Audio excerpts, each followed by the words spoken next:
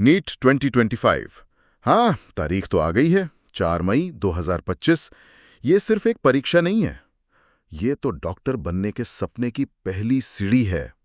आज हम इसी सफर पर, मतलब इसकी तैयारी पर थोड़ी गहराई से बात करेंगे। बिल्कुल। और देखिए ना, 180 सवाल हैं, 720 अंक और लाखों छात्र मुकाबला कर रहे हैं। ये आंकड़े थोड़े डराने वाले लग सकते हैं ना? हाँ, बिल्कुल लगते हैं। पर यकीन मानिए, अगर रणनीति सही हो तो वो 650 प्लस वाला स्कोर पाना बिल्कुल संभव है।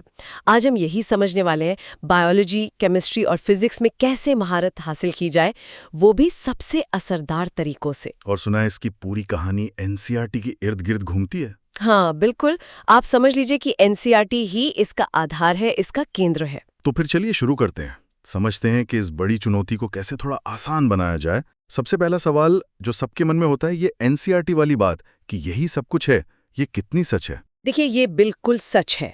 आप मानकर चलिए कि 80 बल्कि 90% तक सवाल सीधे सीधे एनसीईआरटी की 11वीं और 12वीं की किताबों से ही आते हैं। अच्छा, 90%? जी हाँ, हर एक लाइन, हर डायग्राम, यहाँ तक कि चैप्टर के पीछे दिए गए सवाल भी, सब कुछ बहुत जरूरी है, उसे नजरअंदाज नहीं कर सकते। और वो परीक्षा हॉल वाली घबराहट, जब लगता है समय भाग रहा है, उसका क्या करें? उसका तो एक ही इलाज है, अभ्यास। और वो भी टाइम मैनेजमेंट के साथ। एक टारगेट सेट करना होगा। टारगेट जैसे कि? जैसे बायोलॉजी के लिए 40 से 45 मिनट, इससे ज्यादा नहीं। फिजिक्स के लिए थोड़ा ज्यादा, मान लीजिए 60-65 मिनट। और केमिस्ट्री के लिए करीब 50-55 मिनट। और ये स्पीड आएगी मॉक टेस्ट देने से। मॉक टेस्ट आपको बताते हैं कि आप कहाँ कमजोर हैं, और साथ ही वो असली परीक्षा वाला माहौल, वो दबाव झेलने की आदत डालते हैं। सही कहा। और एक और बात, शायद हम अक्सर भूल जाते हैं। सेहत। बिल्कुल, कम से कम 6 से 8 घंटे की नींद और अच्छा पौष्टिक खाना, ये आपकी कंसंट्रेशन के लिए बहुत जरूरी है। और हाँ, छोटे छोटे नोट्स बनाना, खासकर फॉर्मूला और डायग्राम वाले, वो आखिरी समय के रिवीजन में बहुत काम आते हैं। बिल्कुल सही। चलिए अब बायोलॉजी पर आते हैं। सबसे ज्यादा स्कोरिंग सब्जेक्ट, पूरे 360 अंक। ये तो मतलब गेम चेंजर है। इसमें कौन से टॉपिक्स पे ज्यादा ध्यान देना चाहिए? हाँ, ये बहुत महत्वपूर्ण है। देखिए, ह्यूमन फिजियोलॉजी, जेनेटिक्स और इवोल्यूशन, इकोलॉजी, प्लांट फिजियोलॉजी और सेल बायोलॉजी, ये कुछ बहुत अहम यूनिट्स हैं। अच्छा। इनमें से, जैसा मैंने कहा, 70-75% सवाल तो सीधे एनसीईआरटी से ही होते हैं, तो उसे तो बहुत गहराई से पढ़ना ही है। और डायग्राम्स। हाँ, डायग्राम्स तो बहुत होते हैं बायोलॉजी में। बिल्कुल, जैसे दिल का स्ट्रक्चर है या नेफ्रॉन का, उन्हें सिर्फ देखना नहीं है, बल्कि खुद बनाकर लेबल करने की प्रैक्टिस करनी है, इससे चीजें याद रहती हैं। ये अच्छा तरीका है। और जेनेटिक्स जैसे टॉपिक्स के लिए, जहां बहुत सारे टर्म्स होते हैं, आप फ्लैश कार्ड्स बना सकते हैं, रिवीजन में आसानी होती है। पिछले सालों के प्रश्न पत्र हल करना और रोजाना कम से कम 50-100 MCQs लगाना भी बहुत जरूरी है। इससे पैटर्न समझ आता है। समझ गया। अब बात करते हैं केमिस्ट्री की। इसमें तो 3 अलग अलग हिस्से हैं, फिजिकल, ऑर्गेनिक, इनऑर्गेनिक। इनको एक साथ कैसे संभालें? हाँ, केमिस्ट्री में एक बैलेंस बनाना जरूरी है। ऑर्गेनिक और इनऑर्गेनिक के लिए मेरा सुझाव है कि एनसीईआरटी, खासकर 12वीं की, उसको बार बार पढ़िए। जैसे पी ब्लॉक एलिमेंट्स हैं, कोऑर्डिनेशन कंपाउंड्स हैं। अच्छा, बार बार पढ़ना जरूरी है? जी। और फिजिकल केमिस्ट्री में न्यूमेरिकल्स पर फोकस करना होगा, जैसे थर्मोडायनामिक्स है, इक्विलिब्रियम है।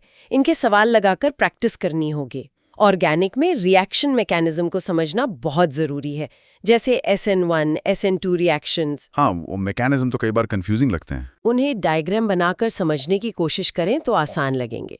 और इनऑर्गेनिक में पीरियोडिक टेबल के ट्रेंड्स, जैसे एटॉमिक रेडियस कैसे बदलता है या इलेक्ट्रोनेगेटिविटी, ये सब याद रखने होंगे। फॉर्मूलों और अहम रिएक्शंस के छोटे नोट्स यहाँ भी बहुत काम आएंगे। ठीक है। और अब आते हैं उस विषय पर जिससे अक्सर छात्र थोड़ा डरते हैं, फिजिक्स।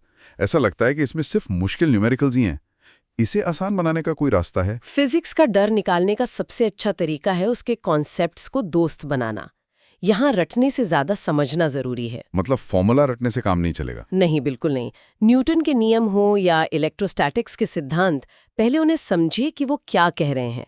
मैकेनिक्स और इलेक्ट्रोस्टैटिक्स जैसे टॉपिक्स में न्यूमेरिकल ज्यादा आते हैं, तो उनकी प्रैक्टिस तो करनी ही होगी। हाँ, प्रैक्टिस तो करनी पड़ेगी। बिल्कुल।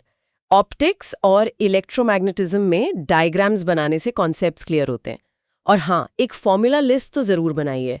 सारे जरूरी फॉर्मूले एक जगह, उसे रोज देखिए और रोज एमसीक्यूज हल कीजिए, हो सके तो टाइमर लगाकर। वाह, तो आपने तीनों विषयों के लिए काफी अच्छी बातें बताई। लेकिन आखिर में इन सब की तैयारी को एक साथ कैसे लाया जाए? मतलब सार क्या है पूरी तैयारी का? देखिए, सार यही है कि बायोलॉजी में एनसीईआरटी और डायग्राम्स पर फोकस, केमिस्ट्री में कॉन्सेप्ट्स और न्यूमेरिकल्स का बैलेंस, और फिजिक्स में कॉन्सेप्ट्स की समझ और सवालों की प्रैक्टिस।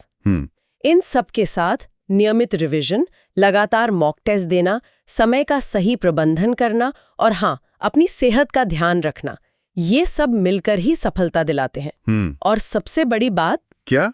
खुद पर विश्वास रखना। आत्मविश्वास बहुत जरूरी है। बिल्कुल सही कहा। तो नीट 2025 में सफलता पाना यकीनन मुमकिन है अगर तैयारी सही दिशा में, सही तरीके से की जाए। एनसीईआरटी को दोस्त बनाकर, जरूरी टॉपिक्स पर ध्यान देकर और लगातार मेहनत करके। बिल्कुल, बस ये याद रखना है कि ये एक मैराथन दौड़ है, कोई छोटी सी रेस नहीं। हर दिन की छोटी छोटी कोशिशें ही आपको आपकी मंजिल तक पहुंचाएंगी। हर रोज खुद से ये सवाल जरूर पूछिए, क्या आज आपने अपने सपने की तरफ एक कदम बढ़ाया? उम्मीद है कि आज की ये बातचीत आप सबके लिए फायदेमंद साबित होगी। अगर आपको ये जानकारी उपयोगी लगी हो तो इस वीडियो को लाइक जरूर करें और आगे भी ऐसी ही जानकारी पाते रहने के लिए हमारे चैनल को सब्सक्राइब करना न भूलें।